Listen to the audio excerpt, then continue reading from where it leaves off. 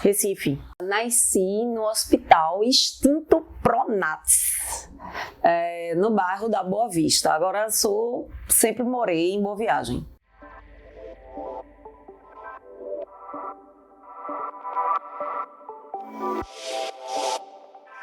Meu nome é uma longa história e bem interessante, né? Minha mãe, quando ela tinha 15 anos, ela leu um livro e nesse livro falava de uma princesa tailandesa e minha mãe amou esse livro, porque a história dessa princesa, ela dizia que ela era muito feliz e tinha decorrido do nome dela, porque o significado do nome era Menina Feliz. E quando minha mãe leu esse livro, ela disse assim, é tudo que eu quero que minha filha seja feliz. Então, minha primeira filha, eu vou colocar o nome de Shanky Poa, até porque o OU do Pou, ele tem o som de OA aberto, é Poa. Então é Shanky Poa, que significa menina feliz.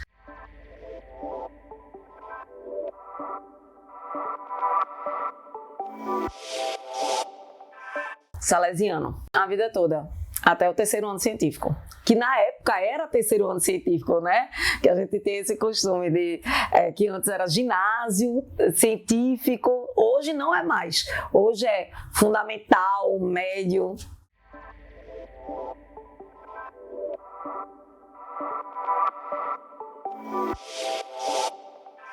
Na verdade, eu sempre fui estudiosíssima. Eu sempre fui aquela menina estudiosa, comportada, competitiva ao máximo. Sempre dei o meu melhor em tudo.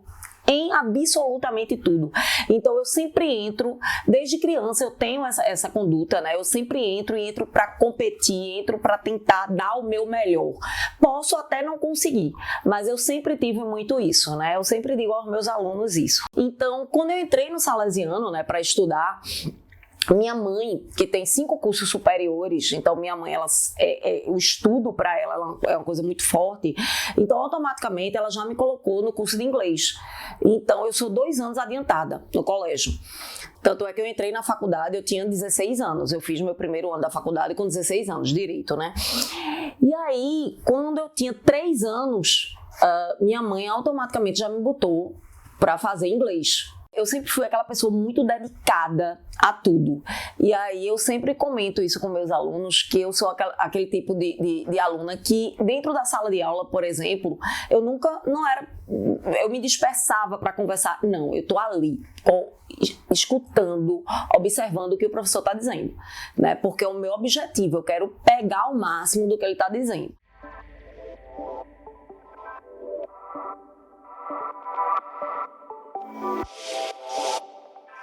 Ninguém influenciou, mas assim, dentro de casa é impossível você não terminar sendo influenciado, porque eu tinha os dois, né? Tanto meu pai como minha mãe, que os dois são advogados, já tinham um escritório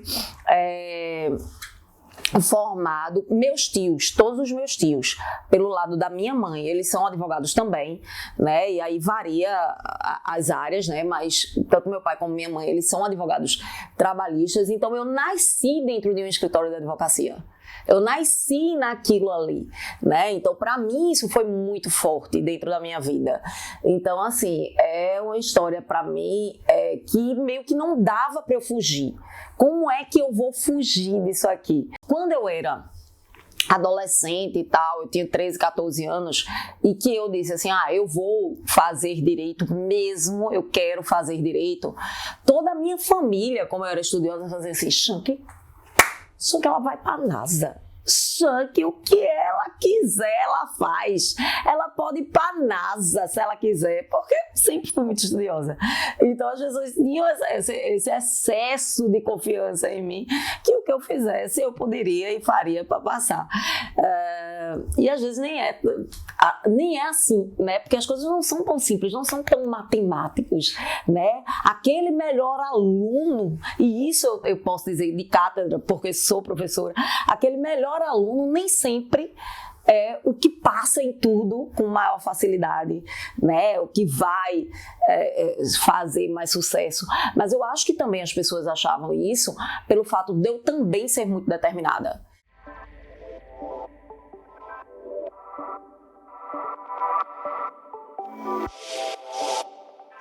Dei aula de inglês no Instituto Brasil e Estados Unidos. Se lembra do Brasil e Estados Unidos, né? Era uma coisa bem antiga, que foi da minha época, mas também pouco tempo, porque aí eu dei aulas de inglês particulares, eu dava muita aula particular de inglês.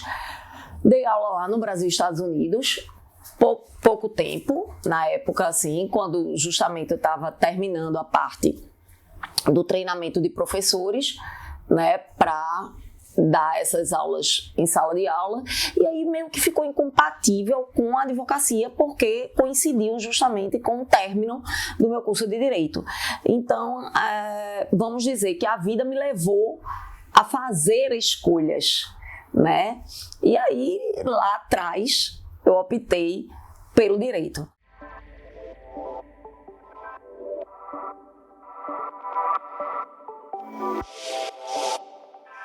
Na faculdade de Olinda, né, antigamente tinha 3 faculdades, que hoje é a ESO, né? Que antigamente tinha Católica, Federal e Olinda. A minha eu fiz em Olinda. Eu, quando fui fazer o vestibular de Direito, como todo mundo dizia assim, Shanky passa na NASA. E aí, o que é que eu fiz? Eu moro em Boa Viagem, né? E aí, eu estudava, dizia assim, eu vou fazer Direito na Federal e vou botar turismo, porque eu sei muito inglês, então vou botar turismo na Católica. E aí, o que é que aconteceu? Eu fui fazer o vestibular e eu sempre fui péssima em física, sempre. E aí eu fiz uma péssima prova de física, mas aí veio como eu ter feito também uma péssima prova de química. E aí minha nota no vestibular foi lá para baixo, tudo despencou na Federal. E embora eu tenha ido muito bem nas outras matérias, né? Então fui muito bem em português, em história, que eu sempre amei história. É um dos meus sonhos, fazer o curso de história futuramente. E aí, história, fui muito bem, geografia, fui muito bem. Todas eu fui muito bem. Mas química e biologia, química e física fez minha nota despencar. Resultado, terminou eu não passando na Federal. E aí eu botei a mão na cabeça, né? Não passei na Federal. E na Católica eu tinha tanta confiança. O excesso de confiança é uma coisa muito complicada. Porque eu tinha tanta confiança em mim, eu sabia tanto que eu ia passar, que eu sempre fui assim, né? O quê? Ninguém. Olha, o que não tem como. Então eu sou daquele tipo de pessoa que ninguém acredita em mim igual a mim mesma. Eu acredito em mim, eu tenho uma confiança em mim, que é uma coisa absurda. E aí o que é que aconteceu? Ao invés de eu colocar Direito na Católica, eu coloquei Turismo. Porque eu disse, eu faço Direito e Turismo ao mesmo tempo. Minha mãe sempre fez isso, né? Que ela tem 5 cursos superiores, então ela sempre fez isso, se eu vou copiar ela. Resultado, eu não passei em Direito na Federal e passei em Turismo na Católica. E aí, como é que eu ia fazer 2 faculdades para que meu pai pagasse 2 faculdades particulares? Aí eu disse, não, aí não. Aí eu vou fazer Direito em Olinda. E foi o que aconteceu. Passei em Olinda, em Direito, e fui fazer, porque na época só tinha realmente essas 3 faculdades. E aí isso era uma coisa que foi super complicada, porque eu passei 5 anos saindo de Boa Viagem para Olinda para fazer Direito. Fiz pós e fiz mestrado, né? Eu sou mestre pela UFPE de Direito. E aí eu tenho 5 pós-graduações. E eu sou mestre pela UFPE em Direito, assim, que eu digo que a Federal, quando eu entrei na Federal, a Federal, assim, abriu portas na minha vida, né? O mestrado, ele foi muito importante para mim, ele foi muito decisivo na minha vida. Assim, ele abriu essa porta do ensino em faculdades, que aí de faculdades eu fui para os cursinhos, eu fui, onde eu me tornei, assim, conhecida, né? Então eu devo muita coisa, assim.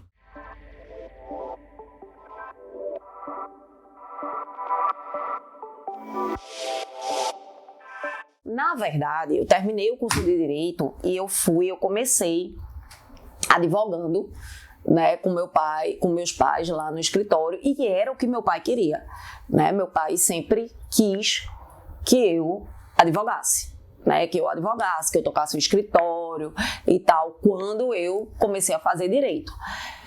E aí, meu pai e minha mãe. Aí depois eu decidi começar a estudar para concurso. E aí eu comecei a estudar para concurso e depois eu passei no mestrado da Federal.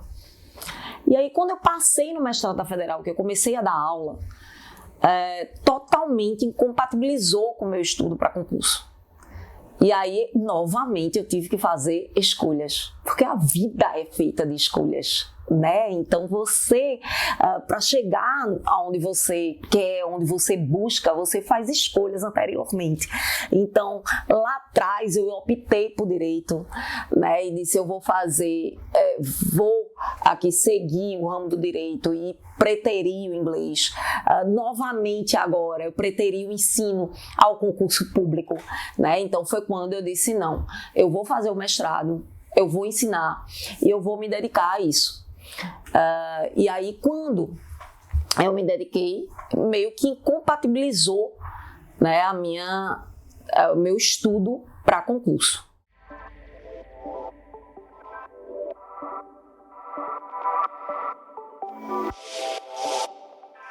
Quando eu comecei na faculdade, você ganha um salário muito baixo. E aí eu conheci um professor da faculdade que ele disse assim, eu gosto muito da tua pegada, eu acho que você tem tudo a ver com cursinho de OAB.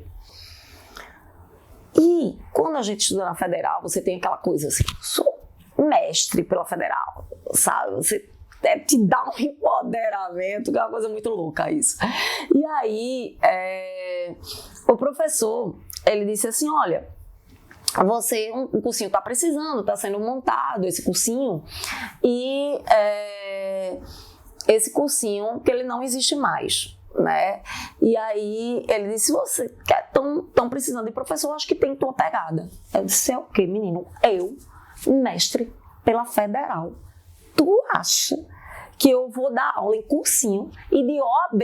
Mas, meu Deus do céu, era só o que me faltava. Eu achei aquilo ali uma ofensa, né? Como é que uma pessoa que era acadêmica vai ser chamada para dar aula em cursinho? Não, meu filho. Aí eu disse, mas só a título de curiosidade, quanto é a hora-aula? Aí ele me disse, era 5 vezes maior que eu ganhava na faculdade. E aí eu olhei para ele e disse, uma coisa, eu topo. Eu vou. Esse cursinho me chamou para dar aula lá. E a minha primeira aula foi muito interessante, porque essa primeira aula eu comecei a dar aula falando dos históricos bíblicos do contraditório e da ampla defesa. Eu sempre puxo muito a Bíblia, eu sempre puxo muito história, porque eu gosto muito das duas coisas.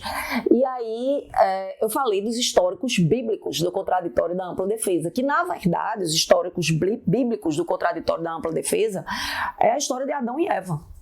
Né? Quando Deus foi punir Adão, Deus não puniu. Ele deu a oportunidade de Adão se defender. Por que ele comeu do fruto proibido? E aí eu passei a contar a história de Adão e Eva, dos históricos bíblicos, contraditórios da ampla defesa. Quando eu terminei, a sala estava assim, ó, chocado, né? É muita informação, é muito conhecimento, é muita base histórica, bíblica, enfim. E aí entra o dono do curso. O dono de cursinho antigamente, Giovana, eu não tinha assim, sensibilidade nenhuma, é zero. Aí o que é que aconteceu? Ela entrou, gostaram da professora Shank e tal, professora, né, mestre pela Federal. O que é que acharam delas? Não, ela é muito inteligente, ela sabe muito, mas só uma pergunta, Adão e Eva cai na prova da OAB? E aí, meu amigo, caiu minha ficha. Caramba, Adão e Eva não cai na OAB. E eu vim aqui para dar aula de OAB. Eu saí de lá, peguei o carro e saí, fui para casa chorando e dizendo assim, ou eu mudo, adequo a minha realidade aqui ao meu aluno, falo na linguagem que meu aluno vai entender, ou bicho, eu desisto disso aqui. Não adianta eu chegar no nível, tô falando bíblico de Adão e Eva, eu sei tudo, porque eu sei muita história, porque eu sei muito Bíblia e tal, e todo mundo sabe muito, viu? E meu aluno não entendeu o que eu tô falando? Não, isso não existe. Meu aluno, ele tem que me entender. Ele não precisa achar que eu sei muito ou saber que eu sei muito. Não, meu aluno tem que entender minha linguagem. Meu aluno aqui, ele tem que conseguir extrair do que eu tô falando. E nesse dia eu entendi isso perfeitamente. E olha que eu sou professora há muitos anos. E aí no outro dia, eu voltei com a ideia totalmente diferente, com o objetivo totalmente diferente. O que é que cai na OAB? A dizer, minha gente, aquela aula de ontem, esqueçam, aquela aula introdutória, certo? Vamos para aqui, competência, o que é que mais cai? Pá, vamos lá! E aí, galera, a gente vai arrasar! E quando eu terminei a aula, estava todo mundo em êxtase. E aí as pessoas faziam assim, meu Deus, ela arrasa! E foi na hora quando eu peguei o chunk arrasa para mim, eu me apropriei ali imediatamente, né? Que as pessoas faziam assim, começaram a dizer, ela arrasa, cadê Chunk arrasa? Cadê Chunk? Chunk arrasa. E aí foi um sucesso nesse cursinho, eu era um sucesso. Hoje eu tenho meu curso presencial, né? E quando eu fui ter meu curso presencial, aconteceu uma situação bem interessante, porque eu comecei ali tateando, né? Porque minha primeira turma para a segunda fase tinha um aluno. Apenas um aluno. E aí o dono do cursinho disse assim, olha, se matriculou um aluno. Mas você não vai ganhar nada, você vai dar aula para esse aluno, não vai ganhar nada, porque o cursinho não tem condição de pagar uma pessoa que, né, um aluno só, isso vai ser só para despesa. Eu disse, mas ele não quer? Eu vou dar aula para ele. E aí, no próximo curso, tinha 4 alunos. E aí o cursinho disse assim, olha, só tem 4 alunos. E eu disse, mas ele não quer? Eles não querem? Eu vou dar aula para esses 4 alunos. E aí foi aumentando, foi para 8 e o cursinho disse, oh, você não vai ganhar nada. Mas você não vai ganhar nada. Mas você não vai ganhar nada. E aí depois aumentou um pouquinho. E aí eu disse, mas realmente, bicho, é praticamente nada do que eu estou ganhando. E aí eu pensei, eu acho que eu vou montar o meu próprio curso presencial, né? E foi quando eu fui num hotel para montar o meu curso. E aí tinha uma sala, um auditório bem grande, e o auditório era caríssimo. Né? Era uma coisa, um valor absurdo, que na época eu não podia pagar esse valor de auditório, porque é surreal. Os valores de auditório de hotel é coisas assim, são valores, né, absurdos. Então era um valor que eu não podia pagar na época. E aí eu disse assim, quanto, né? Eu sei, quanto? E aí ele disse, é tanto. Aí eu disse, e essa salinha aqui? Né? Eu tinha na época 20 alunos. E aí eu disse assim, essa salinha aqui.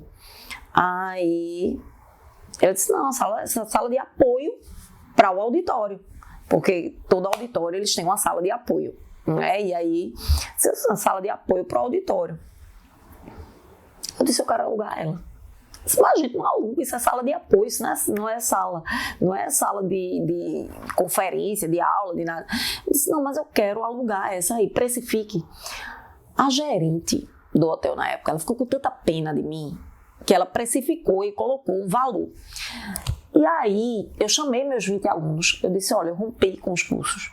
Eu vou fazer os próprios cursos, o meu próprio curso aqui, vou alugar uma sala no hotel. E os 20 disseram assim, olha, não tem outra possibilidade da gente fazer com outra pessoa que não seja você.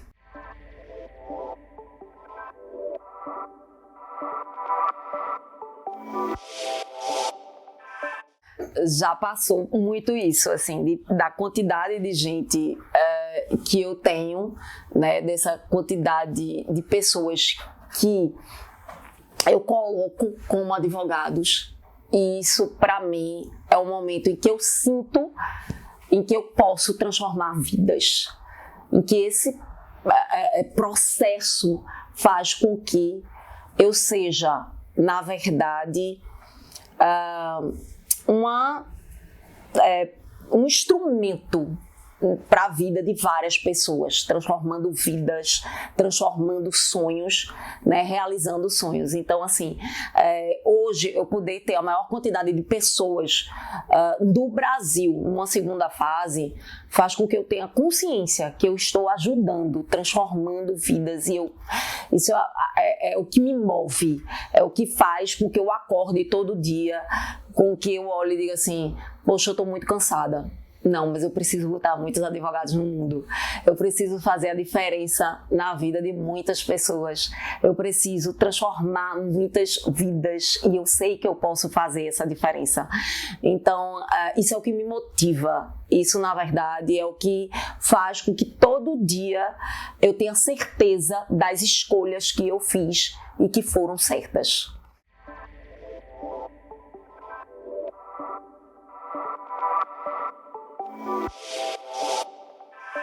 O JUS 21 foi um presente na minha vida, né? O JUS 21, na verdade, eu já tinha vontade de voltar para o online, né? E aí foi quando você e Maurício, né, foram no hotel onde eu dava aula, onde eu alugava a sala para dar aula, para falarem comigo ali para eu trabalhar no JUS 21, porque assumi toda a parte de direito do trabalho, na verdade, do JUS 21, né, que é minha hoje. E na época, eu lembro que eu tive muito medo, porque eu disse assim, poxa, é muita coisa, né? A gente vai construir um curso agora do zero de direito do trabalho, de primeira fase, de segunda, que vai estar nas minhas mãos. Então, a princípio, eu senti muito medo e aí eu me lembro que eu usei a seguinte frase para Maurício na época: eu posso te dar essa resposta até quando? Aí ele disse, não. Até quando não? É agora. Eu vim para aqui, Maurício é mais agoniado, né? E aí ele disse, eu vim para aqui para lhe contratar e eu quero buscar essa resposta agora. É o seu sim ou o seu não. Então a gente vai apertar as mãos aqui, eu quero sair com você contratada. Aí isso me deu frio na barriga, eu disse, vamos.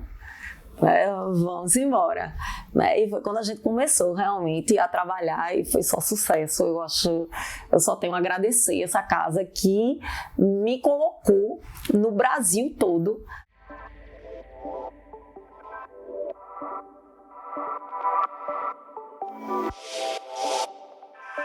Sempre acredite em você, sempre.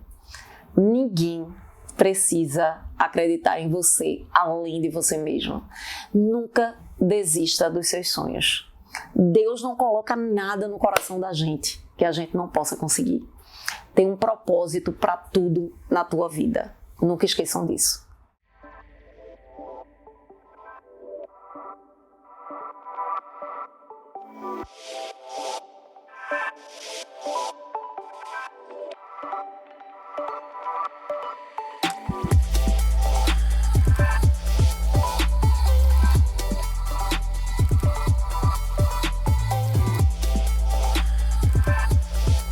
Uma comida. Pizza. Uma música. Como é grande meu amor por você. Um lugar. Minha casa. Praia ou campo. Praia. Um sonho que você já realizou. Um sonho que eu já realizei, meu curso. E um sonho que você ainda quer realizar. A sede do meu curso. Uma viagem inesquecível. Europa com meus pais. França. E uma viagem que você ainda quer fazer. Disney. Se Shank fosse se definir por um animal, seria? Cavalo. Por quê? Um cavalo é livre. Seu signo é? Sagitário. Uma palavra para definir Shank. Determinação.